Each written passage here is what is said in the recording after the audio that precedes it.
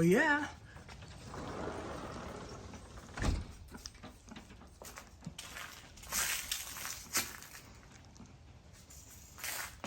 Hey everybody, this is Bill and Carol's Travel Project. Guess what? We're home for just a little bit. Stay tuned. All right, I'm headed out to the shop here this morning now. Watch this dog. She likes to go to the shop if she thinks that's where I'm gonna go. She's usually, look at there, now she's got it going on. Huh? All right, hold on. No, get in. Get down. All right, sit. Ginger, sit. See how she's trained? Ginger, sit. Sit. There you go. Now she's sitting. Now you stay right there. Don't you come. You stay. See, I'm kind of working out. Well, that didn't work out very well either. Nah, she's not trained. She don't mind for poop. But I do have this controller right here. Let's see if that's going to work. Ginger, come. I don't think so. Have to crank that thing up. Ginger, come.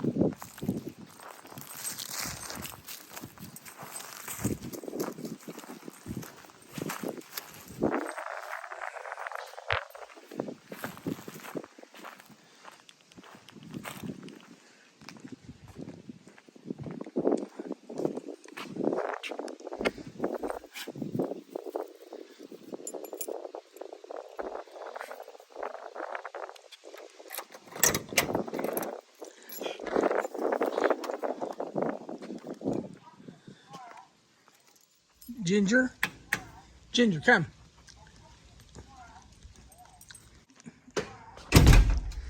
So, all right, yeah, we're coming out here to the shop. I'm going to show you this. This is my old air compressor I've had for years, and it still works good. It's loud, man, it's loud. But I got another one, and I'm going to sell this one. So if anybody needs an air compressor, let me know. I want $250 for it. So Ginger and we're out here in the shop. I was going to show you I got my little power solar generator going. I got the little refrigerator plugged into it there. I'm trying to run it down. I've had it plugged in all day yesterday. And, you know, there was an update available. You know, occasionally you get these firmware updates. And I did that update, and man, all of a sudden the information on the screen didn't seem right. So the remedy was to run it all the way down to 0 and then charge it all the way back to 100%.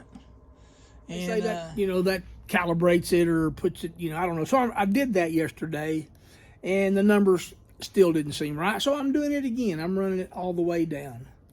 So it started off, you know, I recharged it to 100%. And then I did the reset. After I did the reset, all of a sudden it showed 70%. So now I'm running it back down. It's at 10% now. And I'm going to run it to 0 till it shuts off. And then I'll do it again.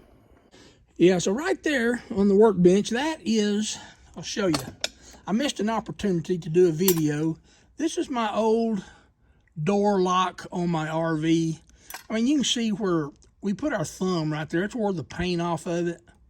This thing's probably 13 years old. And we noticed on this last trip that the handle just didn't act right. I mean, you had to pull it harder. You had to kind of jerk it to get it open. And I was worried that, man, we're going to get out here somewhere and we're going to lock ourselves out of this motorhome. So I ordered this new one, and it came in the box. It's from RV Lock, and it's a keyless entry lock. So I did already install that. I installed it yesterday, and I guess I missed the opportunity to make a video. Yeah, so even though I didn't, you know, video any of the installation, I wish I would have, but I just kind of show you what's in the box. I just This is before the installation where I opened the box, kind of looked through it, and you know, you have to plug it in and make sure it works before you install it. So here's a few pictures of that.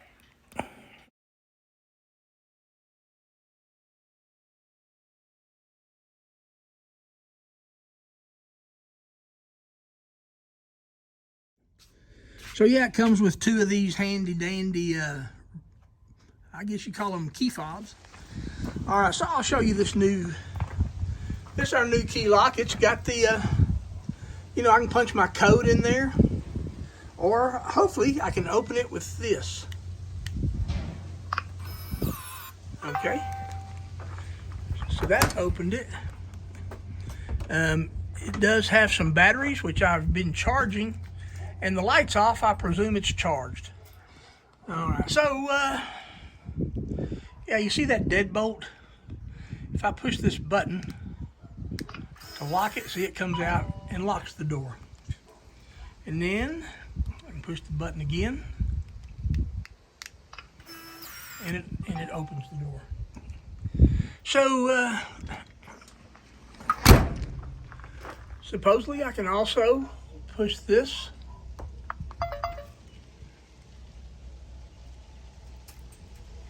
I didn't hear it lock. Try it again. Did it?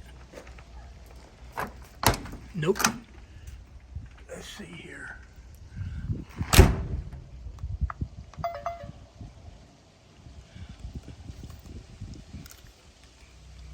Well, shit. Yeah, so it helps when you know how to operate it, which I don't. It's brand new. I'm going to unlock it with the fob. There you go. So if I wanted to lock it with one put, I didn't hold it long enough. You got to hold that. And there, it locked back. So yeah, that's a kind of a handy deal.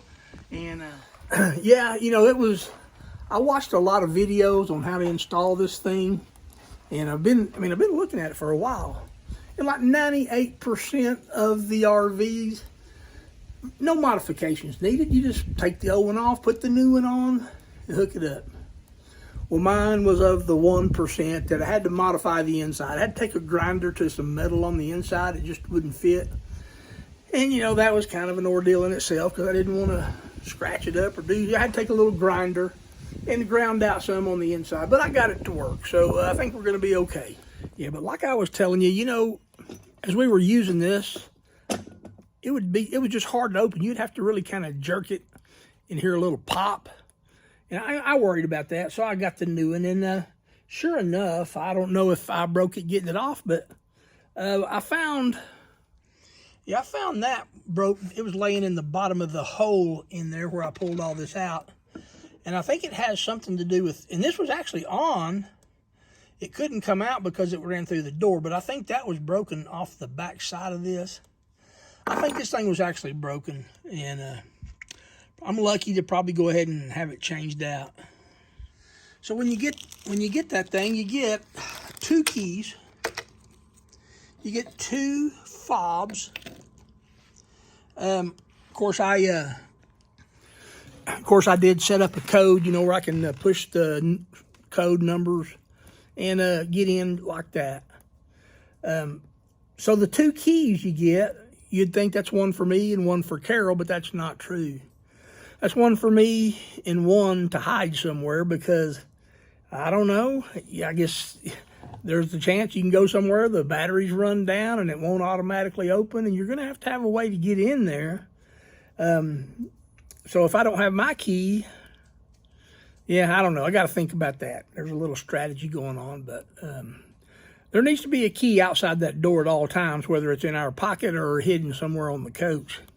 So, and when you get that thing, you know, it doesn't come with any instructions or anything. What they tell you is, here, you got this deal, and you have that little barcode on there. Scan that, and then you'll get your instructions. And it was a YouTube video, which tells you everything you need to know, but if there's something you want to know, it don't tell you nothing about that. You got to figure it out yourself. So, but yeah, we got a new door lock on the RV. Yeah, I thought about trying to make a video of, you know, taking the old one off and putting the new one in. And it just got too complicated. I mean, you know, I'd have to set it up on a tripod. I needed both hands to do this thing and, you know, unscrewing that one and figuring out how it came out. And then all the trial and error that it took, putting the other one in, figuring out that it's not going to go unless I grind some of that metal out of there.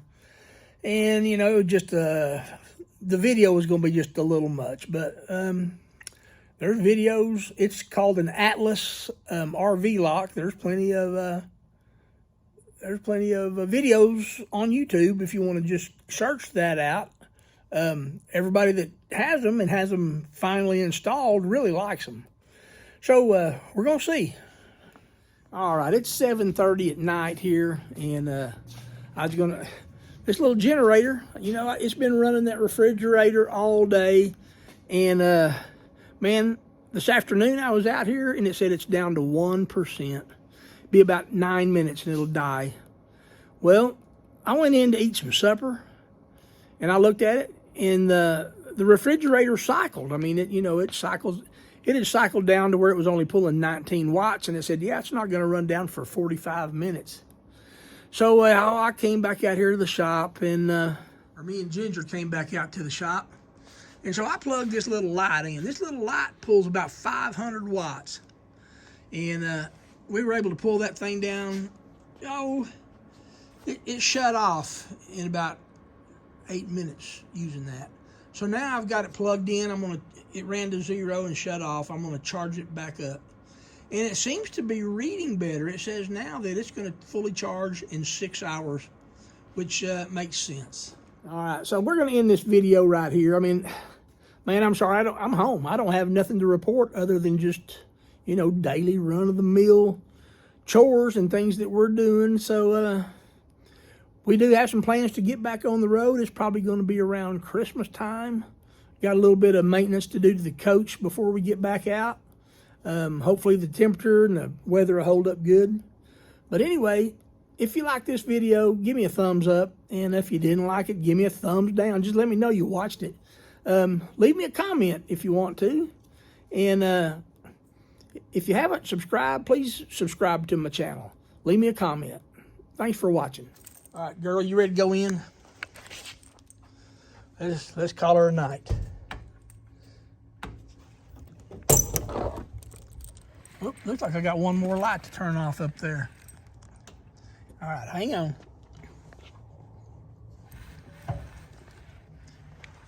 All right, good night, everybody.